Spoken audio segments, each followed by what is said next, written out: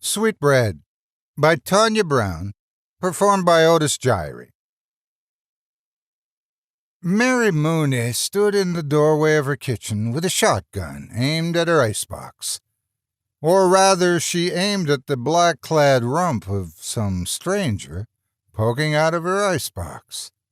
The rump wiggled about as its owner, front, half-rooted through her leftovers.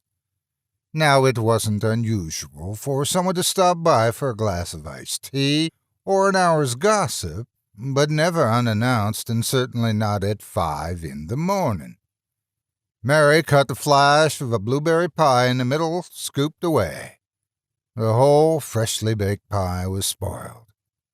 "My icebox ain't no trough," she said. The rummaging stopped as the rump stilled. Mary reached inside and flicked on the light. "Get your hands up," she demanded, "and step away from the pie." She cocked the gun to show the rump she meant business, which she most certainly did. A big pair of hands caked with filth and every nail black with grunge lifted as the stranger slowly stood. He was as tall as a fridge, nearly as broad, and looked like he hadn't seen the inside of a washtub in a good year. His gray hair lay greasy on his grubby neck. His black jacket was sorrowfully tattered, too short for his long arms and covered in mud. He looked like he had spent the last hour rolling around in the pig pen. Sort of smelled like it, too. "Now, turn around," Mary said, real slow-like. "One wrong move and I'll empty this here buckshot into your butt." When he finally turned to face her, Mary regretted having asked him to do so. He was a horrible sight.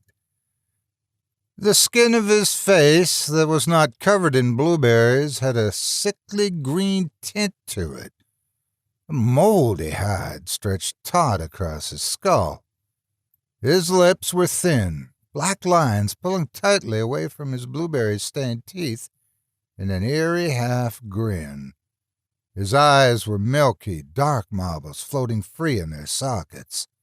In short, he was a monstrosity. A big, filthy, blueberry pie-stealing monstrosity. "Hey, honey," it said through a mouthful of pie. It was then that Mary recognized him as her big, filthy, blueberry pie-stealing monstrosity. "Rufus?" she asked. She dropped the shotgun and covered her mouth as her eyes fled wide with horror. "Careful, Mary Bear," Rufus said as he pointed to the clattering gun. "But Rufus," Mary said through her fingers, "you're dead." "Well, that's fine. How'd you do? Come down for a snack, and you want to kill me for it." Rufus frowned as he wiped the pie from his face. He stopped as he spied the berries on his muddy sleeve. Understanding must have come upon him, for he looked duly guilty. "That pie was for church, wasn't it? I'm sorry, sugar. Ain't no need to shoot me over it." He stretched his black lips back, baring his teeth. Mary's stomach lurched at the gruesome sight. What should have been a sweet smile ended up a slavering snarl. Her knees wobbled and she grabbed a kitchen chair to steady herself. "Rue," she said, "honey, it ain't about the pie. You're dead, honey, stone dead." "You been at my still?" Rufus asked. He raised half a brow, cocked his head at her with a loud crack. "You've been dead 'bout near 2 weeks." Mary's knees went weak as she plopped into a chair at the opposite end of the table, far from her dead husband. "You sure you ain't been at the Shine?" he asked again. He jerked his chair from the head of the table, and the sound of twisting leather rose from his knees as he sat. Roo, we put you in the ground and everything. Rufus looked down at his dirt-caked hands and soiled suit. Mary thought he looked like he'd just crawled free from a hole in the ground. But that was to be expected because he had indeed just crawled free from a hole in the ground. Well, he said, that could explain a lot. I thought I fell asleep in the field and got all plowed over by Charlie. No, Roo, you was dead, I swear it. She slid a pie pan down the table. Look at yourself. Rufus lifted both brows to her as he raised the pan to his face. He fell silent as he stared at the monster staring back at him. Mary's heart went out to him, even if he looked like hell. That ain't me, he said. He patted his rotting face with a decaying hand. Oh, Mary Bear, what happened to me? You don't remember? She said. Charlie kicked you in the chest, broke your chest bone, and crushed your heart. At least, that's what the doc said. Rufus tossed the pie pan to the table. Damn mule ain't never been nothing but trouble. He ran his hand over the breast of his muddy suit, his breast giving in soft where his heart should have been. Mary prayed he wouldn't open his shirt to look inside, for fear she might see what was left inside his insides, and that would be too much insides for one woman bear. He looked back at his reflection and frowned. Am I really dead? Didn't you see your stone when you came up? She asked. It was dark. Plus, I wasn't really looking for it, was I? You don't wake up in a hole and just assume you're in a grave, do you? I wouldn't really know. He crossed his arms and snorted. A small squirt of mud shot from his right nostril and landed on the pie pan. Well, speaking from experience, you don't. And it wasn't like there was a whole lot of graveyard giving me a hint. Well, you said you wanted to lay to rest on the farm. Weren't no help that I had to rush the funeral. Why rush it? I wasn't going nowhere. In this summer heat, you set to stinking right away. How was it? Rufus asked suddenly. Well, it was kind of like, I don't know, maybe boiled fish heads mixed with wet manure and a week-old eggs? 'Cause you smell a lot less now, but I reckon. I don't mean my scent, woman, I mean my funeral. Mary glared at him and pursed her lips. A tight silence hung between them. He may have been dead, but he wouldn't talk to her like that. She didn't let him talk to her like that when he was alive. Death didn't change the respect you should have for your wife. I see dying ain't done nothing for your temper, she finally said. Rufus hung his head.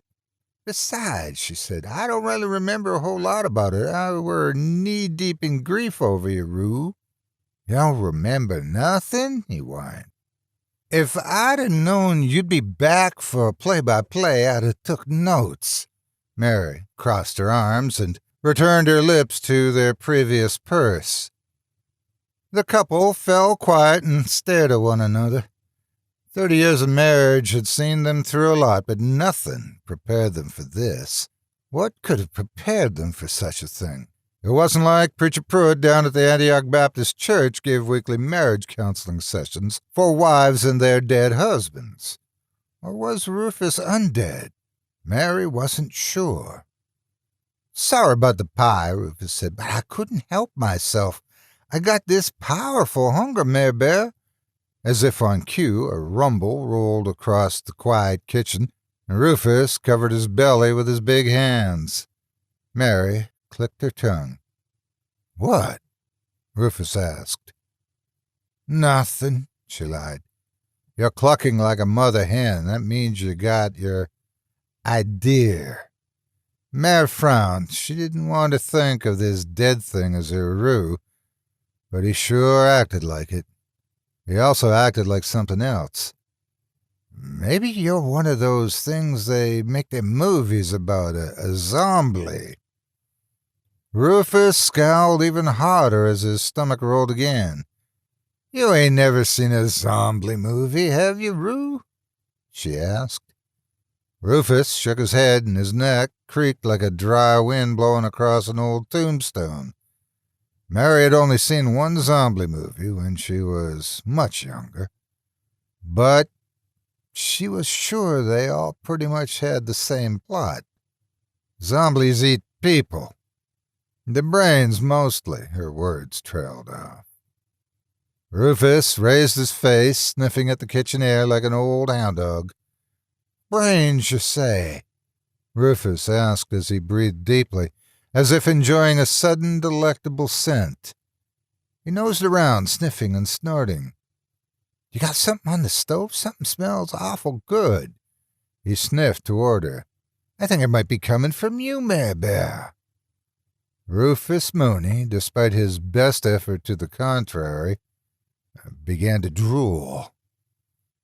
Mary stared as the dead man raked his black tongue back and forth across his putrid lips. He was looking at her the same way he looked at her whenever he wanted that certain special something, which was to say, he looked at her with hunger. She went white with terror. Her look of horror seemed to snap Rufus back to his senses. He lost the look of hunger and shrugged as casually as he could imagine. I don't think I could rightly eat people. Thank God for small miracles, she said softly. Besides, he said between chuckles, if all I eat were brains, I'd starve in this town within a week. He laughed hoarsely. Mary shuddered at the horror of it, but part of her laughed with him. Part of her knew he was an abomination, but part of her wanted him to stay. But want as she might, she knew in her heart that Rufus was long gone, kicked to death by his own ass. She stood and went to the fridge. She might have to send him away, but she didn't have to send him away hungry. Maybe we can find something to satisfy your hunger. That's more like a wife, Rufus said. An idea struck Mary, and she stopped mid-search, lingering in the cool air of the fridge. You know, I'm not really your wife, not no more. What you mean? I still got my ring. Rufus rubbed at it, then held up his decrepit left hand. A golden band glowed against the ghastly flash. Mary shook her head as she closed the fridge door. Don't you remember our wedding vows? Yeah, love, honor, and obey. Now obey and make me some flapjacks, woman. Mary looked down at Rufus. I meant the bit at the end. His milky eyes lit with unholy desire. You said I could kiss the bride. She shook her head again. Till death do we part. So? Honey, you died. Mary waited as the bitter truth sank into Rufus's soft skull. I can't stay, can I? He whispered. No, she said. I love you, Rue, but you know you can't stay, not like this. She ran a trembling hand across his skeletal face. Without warning, Rufus pushed her away, stood and stalked towards the door.